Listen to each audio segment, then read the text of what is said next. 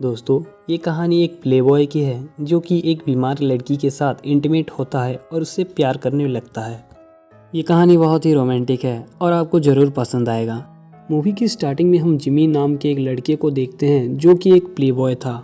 Jimmy हर रोज़ अलग अलग लड़कियों के साथ सोता था, उनके मज़े लेता था और आखिर में उन्हें छोड़ देता था। जिमी एक इलेक्ट्रॉनिक स्टोर पे काम करता था। जिमी कस्टमर्स को सामान दिखा रहा था कि तभी उस शॉप का मालिक का गर्लफ्रेंड जिमी से बात करने लगती है। जिमी अपनी बातों से काफ़ी लड़कियों को फंसा लेता था। फिर ये दोनों शॉप के स्टोर रूम में जाकर इंटीमेट हो जाते हैं। जल्दबाजी में लड़की का फ़ोन नीचे गिर जाता है और गलती से शॉप के ऑनर को कॉल लग जाता है। वो आदमी सब कुछ सुन लेता है और जिमी को मार मार कर अपने शॉप से बाहर निकाल देता है। जिमी घर पहुंचता है जिधर उसका छोटा भाई उसके ऊपर हंसने लगता है क्योंकि उसे जॉब से निकाल दिया गया था। उसका छोटा भाई उसे कहता है कि तुम ड्रग रिप्रेजेंटेटिव का काम कर सकते हो। तुम्हें सिर्फ डॉक्टर के पास जाकर उन्हें ड्रग का सैंपल दिखाना होगा, जो कि बहुत ही आसान काम है। फिर जिमी पैसा कमाने के लिए एक बड़े से कंपनी में काम करने लगता है। शुरुआत में एक लेडी बॉस उसे उस काम के बारे में समझाती है।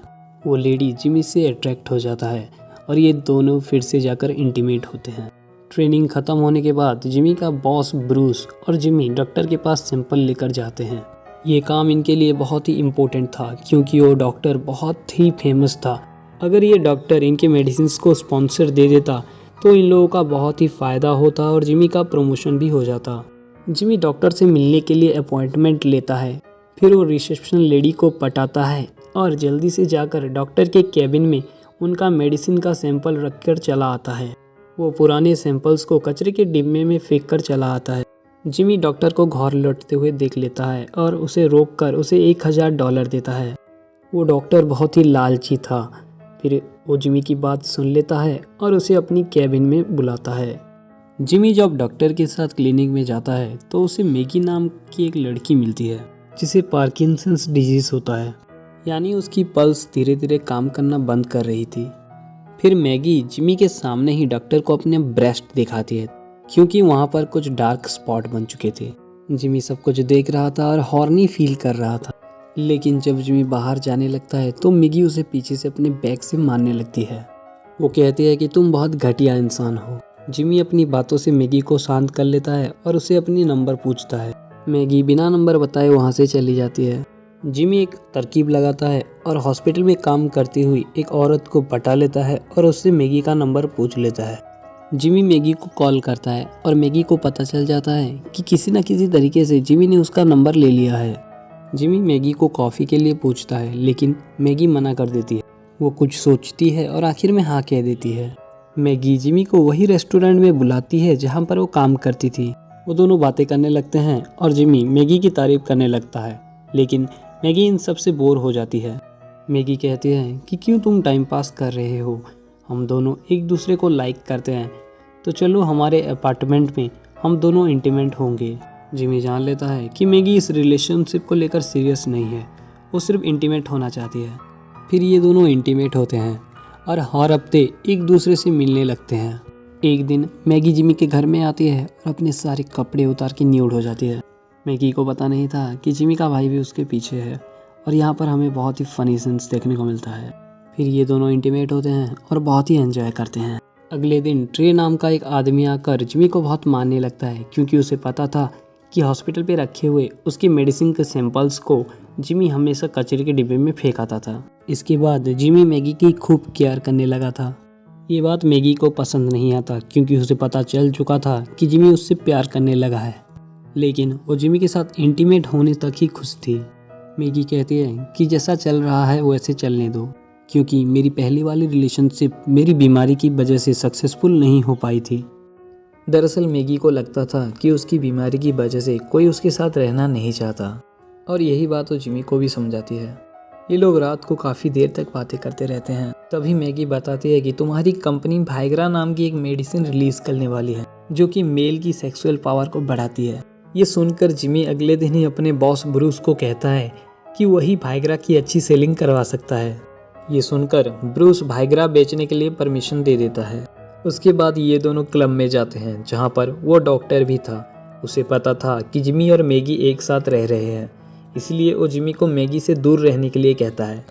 वो ये भी कहता है कि मैगी की हालत दिन पर दिन खराब हो रही है, लेकिन जिमी उसे नहीं छोड़ना चाहता था। इसी के साथ जिमी डॉक्टर को अपनी मेडिसिन की स्पॉन्सर के लिए कहता है, लेकिन ये डॉक्टर बहुत ही ठरकी था। वो एक गर्लफ्रेंड पटाने के लिए बोलता है। जिमी उसकी एक गर्लफ्रेंड बनवा देता है। जिमी घर आकर मैगी को कॉल करता है, लेकिन मैगी अभी भी नाराज़ थी क्योंकि उसे कोई भी रिलेशन नहीं चाहिए था। जिमी रिलेशनशिप में रहने के लिए कहता है तो मैगी कॉल कट कर देती है। अगले दिन मैगी बूढ़े लोगों की हेल्प करने के लिए चली जाती है, लेकिन इधर जिमी का बहुत ही बुरा हाल था। जब मैगी लौटती है तो वो जिमी को देख लेती है और उसके साथ रिलेशन में रहने के लिए हाँ बोलती है। इसके बाद ये दोनों और एक बार इंटीमेट होते हैं और एक साथ रहने लगते हैं। इधर जिमी की भाईग्रा तेजी से बिकने लगती है और ये कंपनी का टॉप सेल्समैन बन जाता है। इधर मैगी खुश नहीं थी क्योंकि उसका ड्रग्स खत्म हो चुके थे और ड्रग्स ना मिलने के कारण उसके हाथ पैर कपकपाते थे। ये सब देखकर जिमी मैगी को अपने आसपास ही रखता है। एक दिन ऑफिस में कॉन्फ्रेंस थी तो जिमी मैगी को अपने साथ ही ले जाता है। मैगी को वहाँ पर एक औरत मिलती है जिसे उसी की ही तरह बीमारी थी।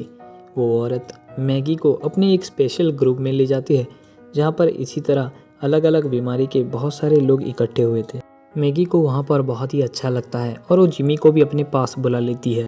वहाँ पर मैगी और जिमी की रिलेशनशिप की बात एक आदमी को पता चलता है तो वो बताता है कि ये बहुत ही खतरनाक बीमारी है, मेरी बीवी को ये है, इसीलिए मैं इसे छोड़ नहीं सकता, लेकिन तुम मैगी को अकेला छोड़ दो। ये सुनकर जिमी को बहुत बुरा लगता है। वो मैगी को ठीक करने के लिए बहुत कोशिश करता है, उसे अलग अलग हॉस्पिटल लेकर अलग अलग टेस्ट करवाता है, लेकिन कोई फ़ायदा नहीं मिल रहा था।